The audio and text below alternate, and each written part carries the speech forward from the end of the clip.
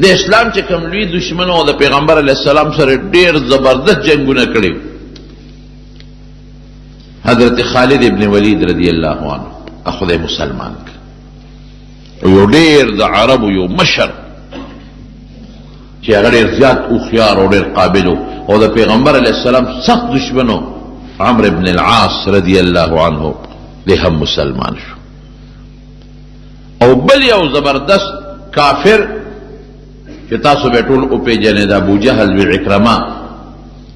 دا خدای پاک مسلمان ک او واقعاتی څنګه. حضرت خالد ابن ولید وای چې زما زړه کې داسې د اسلام رڼا راتله چې کوم جنگ کې به زه د نبي علیه السلام سره شریکېدم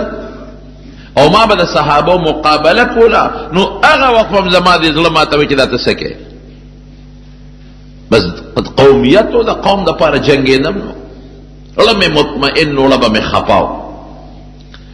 وی چې کله نبی علیه السلام حدیبیې له راته وی ما ځان سره د شاه سوارانو د اسونو د لښکر واغېسته او مونږ وی چې دی به مونځ کوي یو ځای کې او د مازدیګر دا مونځ داسې دی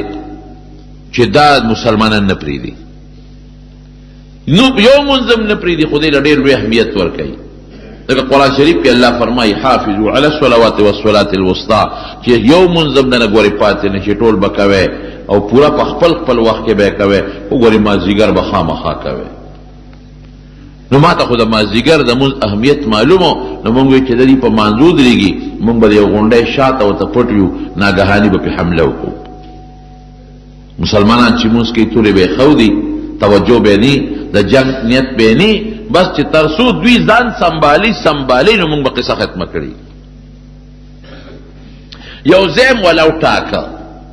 په داسې اندازم وټاکه چې دوی به دلته مازدیګر را رسېږي د مازدیګر مونځ به کوي او دلته به پړه واچوي. عربو ته خو ځای نه معلوم و که نه ارض خو به چا خیمې نه ښخولې په لاره چې به تلل یو خاص ځای نه هغه ځای کې به خلکو مسافرو خپل پړه واچو نو هغوی ته هغه پړاو معلوم و چې دلته مازدیګر را رسي او دلته به خپل پړه واچوي. پړاو به یې داسې ځای کې اچوي چې هلته کې سوري وي ځمکه هوارئ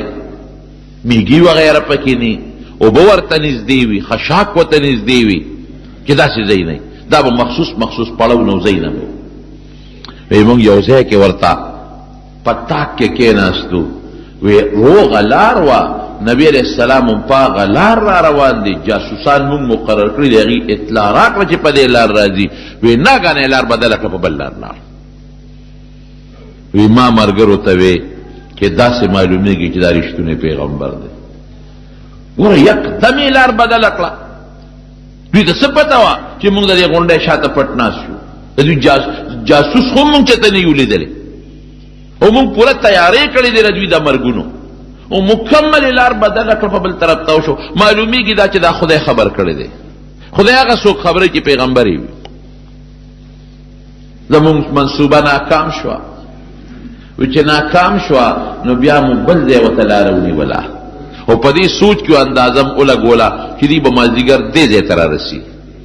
او دلته به خامخا دوی خپل پړاو اچوي او د مازدیګر مونځ به کوي ځکه بل ځای کې دی نه شي نه دې نه مخکې ځای شته د پړاو غورځولو نه دې نه وروستو بیا شته لرې دي ځای نه ځان هم ورته بلکل یو ځای کې پټ که او چې څنګه نبي علیه السلام سره د ملګرو راورسېده او د مازدیګر په مونځ باندې ودرېده بس مونږ خوشحاله و چې که خیر وشو په حمله کوو نو څه چلې را سره وکړو صلات خوف وکړو. صلات خوف دې ته وایي چې نیم ملګري ځان پسې ودرئ او نیم دشمن ته مخامخ ودرئ. دا نیم چې کله یو رکعت د امام سره وکړي نو دوی لاړ شي دشمن ته ودرېږي هغه ډله راشي امام سره ودرېږي. امام دویم رکعت وکړي او د دې دویمې ډلې لومبی رکعت شي او بیا یو ډله هم ځان له خپل یو رکعت وکړي بله هم وکړي نیم دشمن ته ولاړي نیم امام پسې ولاړي په داسې طریقه صلات خوف دا اوس هم جایز دی مشروع دی مسنون دی. بلکې وی چې مونږ خو وی چې دیو په مانځو درېږي او مونږ به پې حمله کوو چې اوس مو قتل نو غون نیم خلک یې مونږ ته مخامخ ودرول نیم ورپسې په مانځو درېدل هغې چې ورسره رکات وکړه هغوی رالل مونږ ته ودرېدل دی ورلل هغې سره دویم رکات وکړو بیا هغې خپل رکعت وکړو نیم مونږ ته ولاړ دي بیا رالل هغې مونږ ته ودرېدله نورو خپل نیم بس زمونږ منصوبه ناکام شوه وی ملګرو ته مې وی چې ما درته نه وي چې دا رښتونی پیغمبر دی دروغجن نه دی ګوره په کومه طریقه یې مونځ وکړو ومې خپل مونځ وکړو ومې زمونږ نه سوکیا وکړه د ملګرو بیا حضور پاک ملګرو ته وی چې دا سړي خو مونږ نه صبرېږي یو ځای مو ته لار بدله کړه بل ځای د مانځه دې چل پول نیول غواړي کلک وینیول خالد ابن ولید سره د ملګرو یې گرفتار کړ او حضور پاک ته پیش کړ لیکن نبی علیہ السلام رحم دلو دشمن داسې دشمن چې هله ګوته له ورسي کوم ځای کې پرېږدي وی معاف یې کړو چې ځای مه معاف کړی وی دوه نښې خو مې دا شوې چې دا سړی رښتونی دی او دا پیغمبر دی او بله نښه مې دا وه چې کله مې ورسره جنګ کړی دی جګړه مې ورسره کړې ده نو هغه وخت سره به زه مطمئن نوم ما به وی بې ځایه جنګ کې ظلم کې خلا به مې نو مطمئن اوس په دې شش و پنج کې چې زه څوکم وی ماله کې دا فیصله وکړه چې زه عیسایي کېږم حقیقت پیغمبر اسلام سره خو مې دشمني ده سخته دشمني ده احد کې مې سره مضبوط جنگ کړی دی بدر کې مې مضبوط جنگ کړی دی خندق کې تلیم جنگ مې سره کړی دی نو دشمن سره خو نشم تابع کېدی که رښتونی دی خو نشم کېدی ضد دی ضد خو زه راشه عیسایي بشم یا یهودي بشم هلته به زه دی کې نبی کریم او د ده رورو ولید مسلمانو رور مسلمان دی نبی علیہ السلام ولید راوغوښته وی ولیده وی خالد ډېر هوښیار دی مونږ سره ډېر جنګونه وکړل خو داسې هوښیار سړی د اسلام نه لرې نه دی پکار دی چې دا سړی مسلمان شي د ده دومره لوی تجربه ده او دومره هوښیارتوب دی نو چې دا د کفر دپاره استعمالیږي د بوتانو دپاره نو پکار دی چې دا د اسلام دپاره پکار راشي وی د الله رسوله څه وکړم وی یو خط زه لیکم د خالد ابن ولید په نوم دا والا یو څه ممکن ده چې دا سړی خدای مسلمان کی اوس خالد ابن ولید وی زه په دې سوچ کې چې چېرته شام ته ځم وی عیسایي کېږم وی دې کې زما رور راغی ما له خط راوړو مې چې دا څه دي وی یاره نبي علیہ السلام دا خط راکړی دی دا لږ وګوره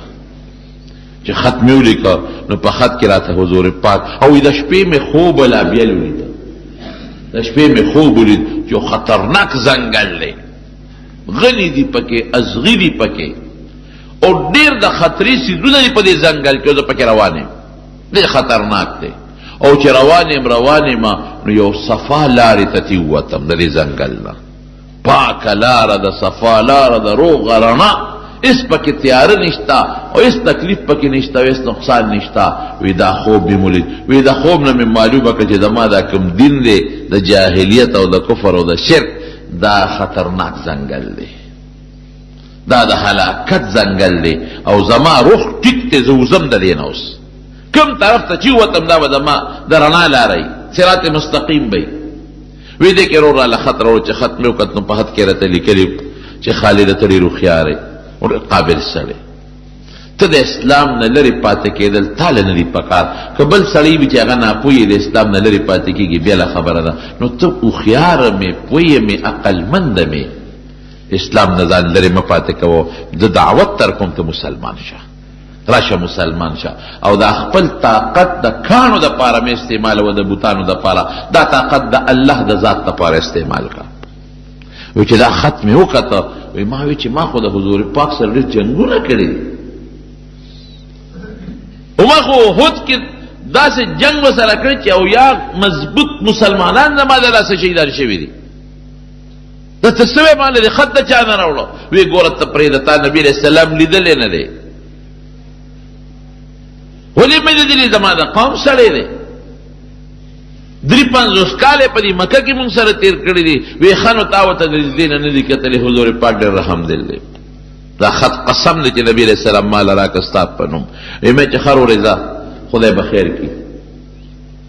وی زما یو څو دوستان یو صفوان ابن امیه د امیه زوی دی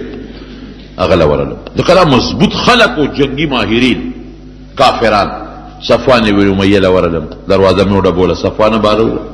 بارو خیر دی خالده ما ویرا بس مونږ خو ډېر عمر د دې کانو عبادت وکړو او ما ته خدا سړی دا پیغمبر رښتونی ښکاري ستا څه خیال دی مړه زه چې ځو پرېږده دا کفر پرېږدو او د دې محمد ملګرتیا کوو صلی الله علیه وسلم هوښیارم دی مشرم دی د لوی قوم خاوندم دی مونږ پې بدیم نه ښکارو او غلبه هم ګورې را روانه ده ګیر چاپېره قبایل چې څومره ټول مسلمانان شو نو چې سبا د یرې نه مسلمانانېږو او سبا رسوا کېږو او شرمېږو نو ښه دا نه چې مونږ مسلمانان شو په خپله خوښه وی صفوان ما ته وی چې خالده که دا ټوله دنیا مسلمانان شي او یو کس پاتې شي نو به زیم د خلاف بس نورې خبرې پرېږده بس زه نه مسلمانېږم ټوله دنیا دی د ملګري چې ته یې ملګری شه یو زه به په دنیا کې د دشمن مې د مقابل به ولاړه وی ما وی چېرې دی که دا غصه دی جذباتي دي په دې وجه چې په بدر کې د پلار امیه مړ شوی دی او د ضرور مړ شوی دی نو دا ځکه غصه دی جذباتو کې دی دویمه خبره ورسره نه کوم دوستانه مې ده ورسره د دې نه پس دلالمه بیا چاله یو بل زما دوستو هغه له ورلم هغه ته مې ووې اکرمه ته د ابوجهل زوی دی هغه له ورلم اکرمه زما دوستو دم زبردست جنګي ماهر و اکرمه سره وځې و مصلحت کوو دا ټوله خبره مې هغه ته وکړه چې مسلمانېږو نه غلبه د دې سړي را روانه ده او بیا چې د رسوایۍ نه اسلام راوړو د زور نه نو بده خبره ده او مونږ ته پته نه چې رښتونه دی او در یو لوی لسبه قوم خاوند دی نو که د مونږ ملګري شو بدي م پې نه ښکارو وی اکرمه وی چې سوال نه پیدا کېږي چې زه مسلمان شم که دا ټوله دنیا را د تابع شي دا ټوله دنیا زه یو دشمن بیم ما وی چې دا د ابوجهل زوی دی پلار یې بدر کې مړ دی د پړه کې غصه پرته ده دا هم نه مسلمانېږي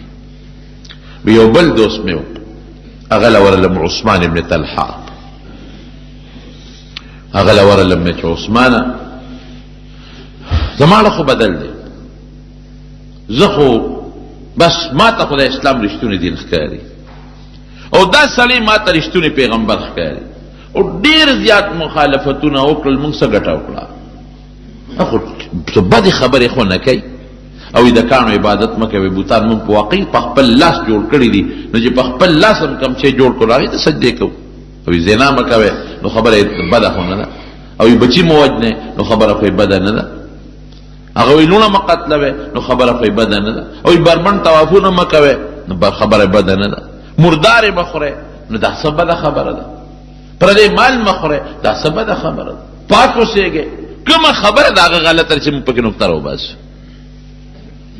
عثمان ما ته وایي چې خالده مقصد دې څه دی مې چې مقصد خو مې دا دی چې زما خوله کېږي که ته مې ملګری شوې نو زه چې زه مسلمانېږو عثمان وایي چې ما هم بېګا دا سوچ کړی ملګری مې ځان له کته ملګری مې کته خو داسې کوو چې یو ځای نوځو که یو ځای ووتو نو هسې نه خلک را باندې شکیان شي نو دلته راته غم پېښ نه شي نو یو ځای دی یعجج هلته به ځم لاړ شم او تم راځه هلته به سره میلاوېږو بس وی خوشحاله شم چې ملګری مې پیدا شو وی چې هغه مقام ته زه لاړم نو عثمان زمانه مخکې رسېدلی و په خپل ساري باندې سور و چې لږ لاړو نو عمرو بن العاص مشر سړی دی هوښیار جنګي ماهر چې مشورې به د مکې کافرانو اخېستې را دنه به اخېستې را سره میلو شو مونږ ته وی چته دی مونږ وی خدایه دا خو مشر دی منصوبې د جنګ خو به ده تیاروله او قابل سړی دی اوس ده سره څوک و مونږ ورته وی ته چېرته ځې وی نه تاسو راته ووایئ مونږ وی ښه نو بد خو به نه ګڼئ وی زه پوه شوم در باندې زه پوه شوم تاسو جوړ مدینې ته روان یې مونږ وی همدغسې وګڼه وی زه م روان یم زه م روان یم څه سوچ دی ستا ته م روان یې ستا څه سوچ دی وی زه خو د ډېرې مودې نه په دې سوچ کې چې زه به کله نه د اسلام کې داخل شم مسلمان بشم خو د خپل قومیت مې پرېښودم نن مې لکه سوچ وکړه چې راشه د دې ګنده ځان وباسه ووایي چې ګوره اوس اسلام خو عجیبه دین دی که نه قسم دی چې سړی سوچ وکړي زمونږ دا دین مونږ له خدای خوښ کړی دی الله وایي ورضویت لکم الاسلام دینا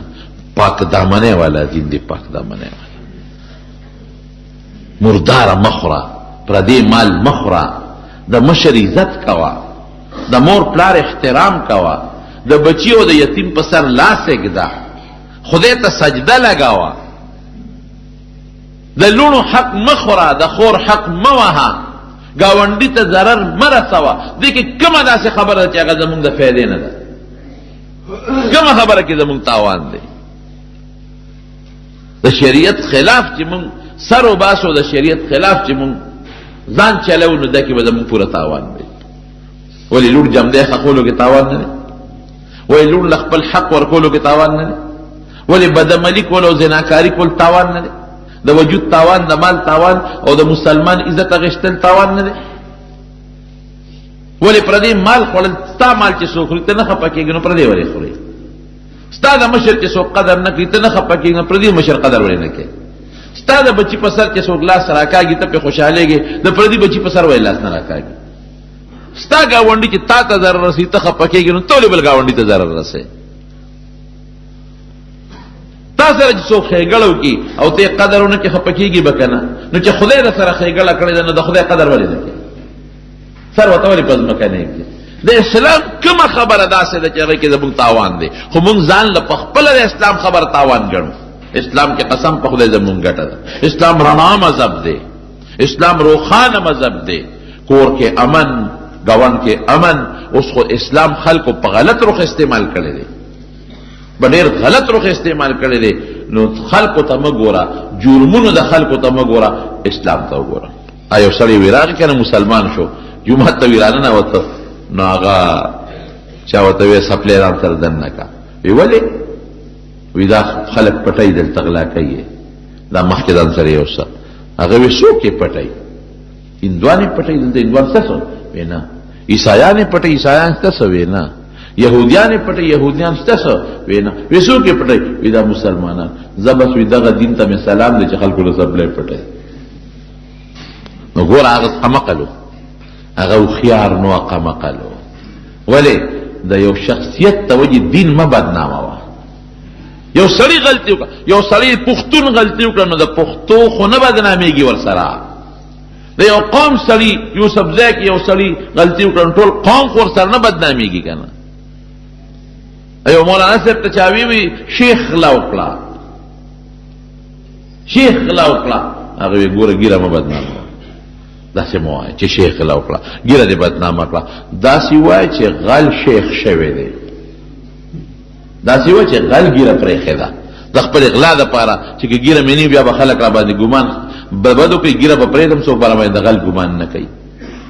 دارالعلوم دیوبند نه سپلی پټه شوې، چا وی طالب غلا کړې ده. مولانا صاحب نه داسې مه وایه چې طالب غل شوی دی، داسې وایه چې غل طالب شوی دی، د طالبې جامه کې را ننوتلی. نو اسلام به نه بدنامه. یو شیخ غلطي وکړه، ګیره به نه بدنامه. ګیره خو ورته نه دي ویلي چې دا غلا وکړه، ګیره خو یې منې کوي. یو مولا نه غلطي وشوه، مولا پسې مولایتوب پسې به کنځله نه کوي، مولای خو ورته نه وایي چې دا کار وکړه، ده غلطي وکړه. نو اسلام به نه بدنامه. اسلام ډېر ښکلی مذهب دی چې الله فرمایي ورضیت لکم الاسلام دینا، ما د اسلام غوندې دین غوره کړی دی. نو چې خدای کوم شی غوره کړي، ابه د خیر کې د شر به وایي، اوس ابه د خیر چې دی ورسېدل مدینې منورې ته. اوس ګوره ورته چا ورته ویلې نه دي، نو ویې لمبل اوښان یې سمرو لاولې ولمبل، زیاتي نوکان ویښته مې کټ کړل، خوشته جامې ځان سره وړې وې هغه یې واغوستلې. پھر اسلام خپله سړي ته پاکوالی ښیي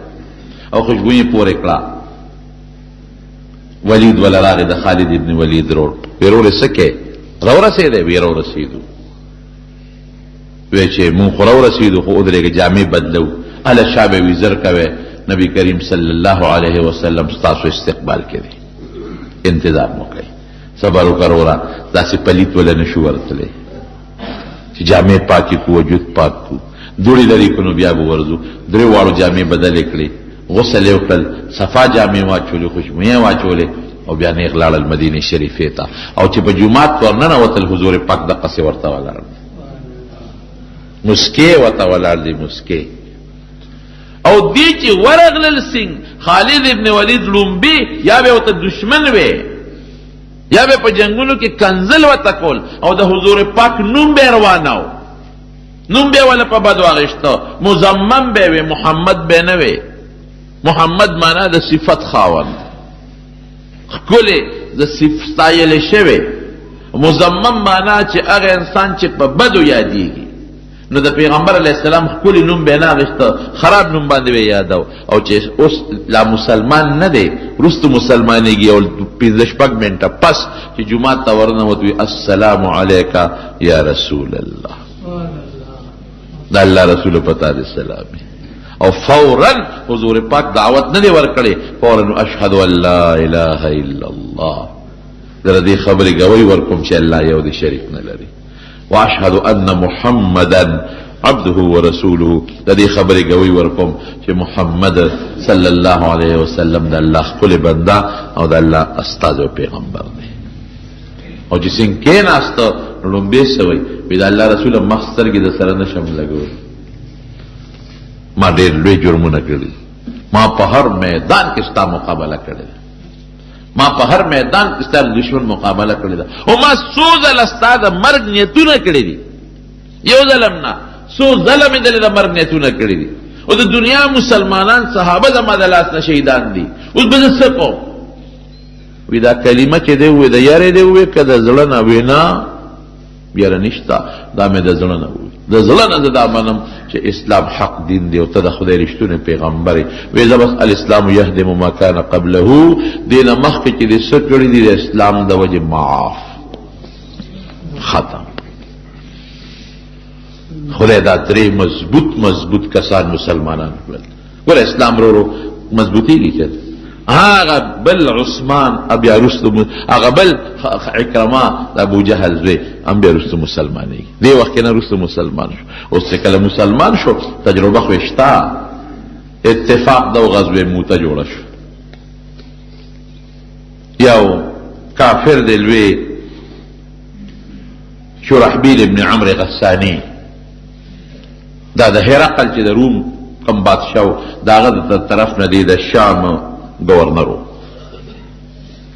نبی علیہ السلام یو صحابي ولېږه حارث ابن عمر رضی الله عنه، هغه له خط ورېږه پیدا به د شرحبیل ابن عمرو غسانی ته ورسېد، د اسلام دعوت یې ورکړ. هغې ظالم دا د پیغمبر سم استاد ملک شهید یې کړ، استاد خو به نه وجه، استاد یې د به نقصان نه ورکړي. حضور پاک په هغې سخت خفه شو او د 3000 کسانو یو دسته تیاره کړه. استاد خو څوک نه وجني، ما خو استاد یې ولېږه، د ایمان دعوت مې وله ورکړه چې نه قبل او ډېرو کافرانو سردارانو د اسلام دعوت قبول نه کړ. ډېره ښه ده چې قبله د خپل زړه نه قبول کا. اسلام زور نه دی. ګورې ما درته تېره جوبه م ویلي، دا خلک اسلام بدنامۍ، دا ناقص العقل دي، پوهېږي نه چې اسلام په زور خور شوی دی. په زور د چا په زړه کې څوک اسلام نشي وردننه کولی. پلار په زوی په زور خپله خبره نشي مناولی، گاونډي په گاونډي نشي مناولی، مورې په لور نشي مناولی، نو بل څوک بیا څنګه مناولی؟ اسلام د زړه شی دی، د جنګونو هغه وجې جدا دي. درته مې ویلي په دې خفه شو چې دا خو استاد دی، که دې منلې او ښه پخه ما د خیر یو دعوت در که دې نه مننو څه نشته، ته پېشه خپل دین دې پېشه.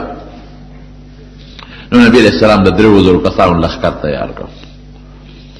او حضور پاک د سپینه جنډه جوړه کړه، سپینه، او زید ابن حارثه له ورکړه او وی فرمایل وی دا زید تاسو امیر دی، مشر دی، کدی شهید شو نو جنډه به د جعفر سره ابا امیری، که جعفر شهید شو نو جنډه به د عبد الله ابن رواحه سره، او که عبد الله ابن رواحه شهید شو نو چې بیا چام جنډه واغشته به د مسلمانانو مشري. نو چې پیغمبر علیه السلام دا خبر وکړو، دا ښکاره وکنه چې زید به شهید کېږي، یو پیشنګویي شوه، جعفر به شهید کېږي، عبد الله ابن رواحه رضی الله عنه به شهید کېږي. دوی چې لاړل یو ځای ته ورسېدل، هغې شرحبیل ابن عمرو غسانی ته پته ولګېدله چې مسلمانانو خو زما خلاف لښکر را لېږلی دی. هغه د روم بادشاه هرقل ته اطلاع ولېږله، هرقل د 3 لکو فوج را ولېږه، 3 لاک، 3000 او 3 لکه، 3000 او 3 لکه، څومره لوی فرق. مسلمانانو ته چې پته ولګېدله د جاسوسي نظام نه بغیر جنگ نشي ګټلی، جنگ کې به خامخا ستا جاسوسي نظام چې ته د دشمن د حالاتو نه خبرېږي، څومره وسله ده، څه قسم وسله ده، په کوم طرف در باندې راځي، دا غوی اراده شتا نشتا ډېرې خبرې دي په جاسوسي نظام نه اوس هم فوج نه چلېږي بغیر جاسوسي نظام نه جاسوسي نظام په هغه زمانه کې مو نبی علیہ السلام هغه صحابه سړی لېږلو چې راغی وي 3 لاک لښکر دی کم و بیش صحابه وایي چې دا خو موږ لږ یو 3,000 یو 3,000 خو د 3 لکو مقابله نشي کولی واپس شو نبی علیہ السلام ته به ال وایو چې لښکر خو 3 لکه دی عبدالله ابن رواحه رضی الله عنه لښکر والا ته وی اے مسلمانان وی سمو خیال دی زمون مقصد د دنیا ژوند دی او که د آخرت وی د آخرت وی مقصدم جنت دی که دنیا ده وی جنت نو خو چې هغه ډیر دی مونږ کم یمله شو نو چرته بځو خو جنت ته بځو کم خوا بځو نو واپس ته لځو او وی قسم دی د مرګ زه یریږم تاسو نه یریږئ زه د مرګ یریږم ذکر رب العالمین قرآن شریف کی فرمائی ان منکم الا واردها کان علی ربک حتما مقضیا وی تاسو کې هیڅ حکم داسې نه پاتې کیږي چې په جهنم ورنشي هر سړی به په جهنم ورځي جهنم باندې به یو سړی نه پاتې کیږي ان منکم الا واردها الله یو کس داسې نشته چې په دوزخ ورنشي هر سړی به پې ورځي کان علی ربک حتما مقضیا دا د خدای مضبوطه فیصله ده نو یریږم خو زه هغه د جهنم ورتللو نه مراد د جهنم د پاسه پل دی تاسو جو د پل صراط وایي په هغې تلل دي دې نه هېڅوک نه بچ کېږي په جهنم د پاسه بار سړی تېرېږي او ښکاره خبره د احادیثو کې دا دي چې هغه پل بغیر د خدای د طاقت نه په هغې پورې وتل ممکن نه دي ګرانه خبره ده نو د مرګه خو زه یریږم زه په دې سوچ کې چې مړ نه شوې ځکه دغه جهنم سره به څه کوې پل سره به څه کوې پورې به وځم او که نه نو چې زه ستاسو نه زیات یریږم او زم بیا وایم چې بس نه ځو واپس چې مړه شو به شهادت راغی او که جمدي پاتې شو نو څه به کېږي قوم کې جذبه پیدا کړه ویدی چې پې ورځو موتې ته ورسېدل جنګ شروع شو غزوې موته ورته وایي جنګ شروع شو او دا په جمادی الاول 8 هجري وه جنگ داسې شروع شو چې چاته 3 لکه او چاته 3,000 داسې جنگ شروع شو چې اق زید ابن حارثه رضی الله عنه چا سره جنډه وه دا شهید شو لومبی هم دې شهید شو مشر مخکې دې مخکې جنډه ورسره وه خو چې څنګه دې شهید شو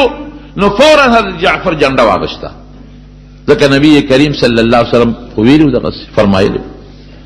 جعفر چې جنډه واغشته یو کافر پر را منډه کړې دا ښې لاسې وله و دا ترې پرې شو زر یې په دې ګس لاس باندې جنډه ونیوه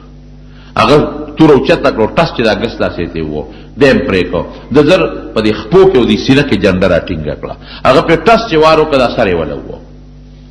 نو 3 نمبر جنډه عبدالله ابن رواحه واغشته څنګه چې حضور پاک فرمایلی کافر پاغه راغون شو عبدالله ابن رواحه شهید کو جنډه خالد ابن ولید لاس کې واغشت اوس نبی کریم صلی الله علیه وسلم ته دا منظر خدای دقه سه مخامخ خی نیخ پنی غیوته خی مکاشفه د کشف دی دا وته خدای پردې ختم کړلې او دا منظر دقه سه وته ښکاری او جمعات کې ناشتي او فورا رسول الله مبارک په جلا شو او فورا وی قتل زید شهید شو اخذ الرأیت جعفر جنډه واغشته بیوی جعفر شهید شو اخذ الرأیت عبدالله ابن رواحه جنډه پلاس کې واغشته او سترګې بیگی بخاری شریف کی حدیث ته او بیا فورا فرمایي وی عبدالله ابن رواحه شهید شو او جنډه چا واغشتا اخذ الرأیت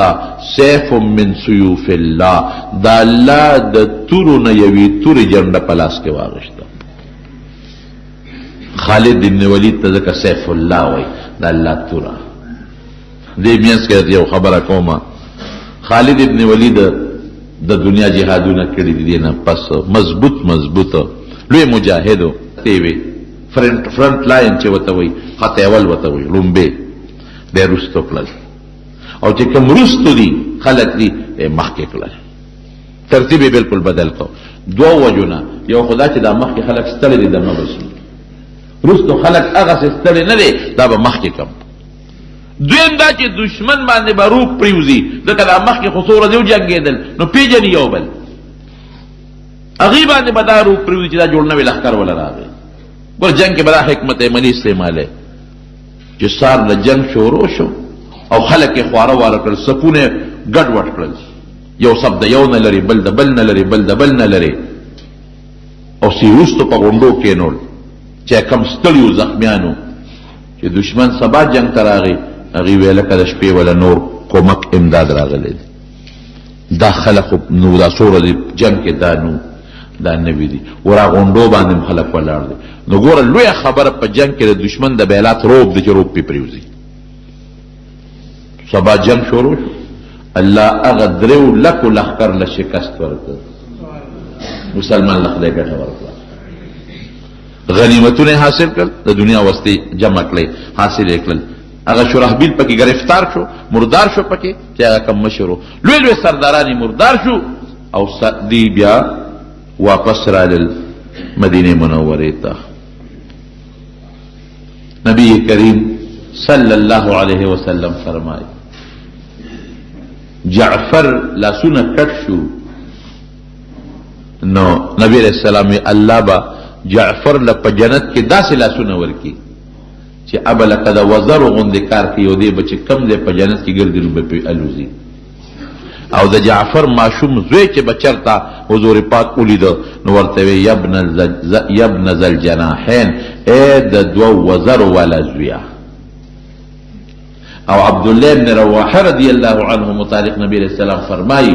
چې ما هغه په یو تخت باندې ولیده او تخت یې لقیده، دا تخت یې داسې لقیده، کله به داسې ته کله به داسې ته کله به داسې ته کله به داسې ته، هغه تخت یې لقیده. نو علماوی ته تخت لقیدل مولانا ادریس کاندهلوي رحمت الله علیه سیرت مصطفی کې لیکلی دي. وی تخت یې ولې لقیده؟ یو واقع نقل کړې ده، وی چې سومنات باندې کله محمود غزنوي حمله وکړه او دا سومنات فتح شو. سومنات دا هغوی یو لویه د بوتانو عبادت خانه وه، مندرو هندوان فتح شو. سومنات چې د هغې کومه لویه قلعه او لوی مندرو هغې کې دننه نو په هغې د پاسه د اسلام جنډه ولګوله. نو دا چې څومره هندوانو دا ورته ټول راغون شو او محمود غزنوي ته یې وایي چې بس داسې کار دی چې موږ درته یو درخواست کوو په دې مندر کې زموږ یو غټ بوت دی، هر څه چې کوې خو دا یو بوت راله مه ماتوه، څومره پیسې چې غواړې درکوو، څومره پیسې چې غواړې خولې نه وباسه. ځکه بوتان د ټول مات کړل چې په کوم ځای به ورغې فتح کول بوت پې ماتو بوت پې ماتو بوت پې ماتو، ټول زمونږ بوتان دې مات کړل. زه بس چې څه دې وکړل او دې کړل، خو ته دا مهرباني وکړه چې دا کوم غټ بوت دی په منځ کې دی دا راله مه ماتوه، بس پیسې چې ته څومره غواړې دربه. چا ورته وی چې صاحبه خیر دی یو بوت دې پکې وي که نه؟ یو بوت دې وي دا به پرېږدو، بله پیسې راکوي، زرګونه روپۍ راکوي، یو سره او سپین. هغه زمانې اوس خو روپۍ زمونږ اصطلاح کې ده که نه، هغه زمانه کې چې څه سکه وه او سره او سپین او هر څه راکوي، یو به ورته پرېږدو. د ده مړه نرم شو، زه وی صلاح پې کوو نو د شپې خوب ولید چې د میدان دی د حساب کتاب محشر نو یو فرشته مې دوزخ ته راکاږي، نو بلې فرشتې د مټه ونیوم امې جنت ته راکاږي. دا دوزخ ته چې مې کومه فرشته راکاږي نو دی وی دا بت فروش دی، وی بت خرڅی دوزخ ته یې غورځو. هغه چې جنت ته مې کومه راکاږي هغه وی نه بت شکن دی، بوتان ماتوي، د دنیا بوتان یې مات کړل، نو زه ځکه جنت ته بوځم. نو څوک یې خوا راکاږي څوک یې بل خوا، چې د خوبه راپاڅېده هله شا به وي دا بوت ماتوی. نو الله شان ته ګوره چې بوت له ټس ورکړه او ماتې که وی غورځو، دنه ګېډه ډډو دنه پکې دومره هیرې جواهراتو چې هغې هندوانو څومره پیسې ورکولې هغې نه پکې زیاتې پیسې راوتې. دا خو خیر د دې مثال نه دی مولانا ادریس کاندهلوي مثال نه ورکوي، ستاسو د پوهې دپاره ده. وی تخت یې لقیده، ولې لقیده؟ جنت ته روان دی ګورې او هلاویږي لقیږي، ولې؟ ځکه ویده وي چې زما مرګ نه دی خوښ،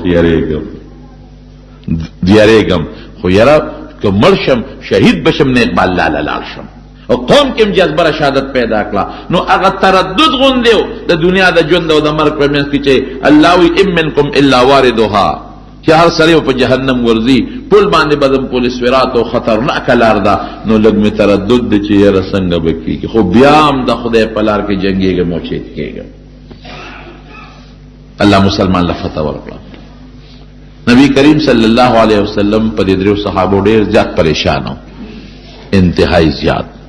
حضرت جعفر ترزوی ماشومان بچی تی پاتې شو حضرت زید دا د پیغمبر علیه السلام ماشوم لوی کړی دی زید ابن حارثه او په لومبه زمانہ کې به وته زوی وی زید تبع د حارثه زوی نه وایي د محمد زوی به وته وایي صلی الله علیه وسلم بیا الله منع وکړه ادعوهم لآبائهم نو بیا وی زه خیر اوسو در پلان نو مخله نو ماشوم یې لوی کړی زید او عبد الله بن رواحه دا د حضور پاک شاعر د نبی رسول سلام په صفت کې به شعرونه وي او د مکې د مشرکانو بد به وي په دې دړمنو خپه پیو خو خیر په غزوه موته کې د شامیانو له رومیانو له رب العالمین د مسلمان پلاس 3000 مسلمانو له پلاس باندې الله درو لکو کافر له شکست ورک الله مسلمان له فتح ورک دا ټول د مکې مکرمه د فتح لاري دي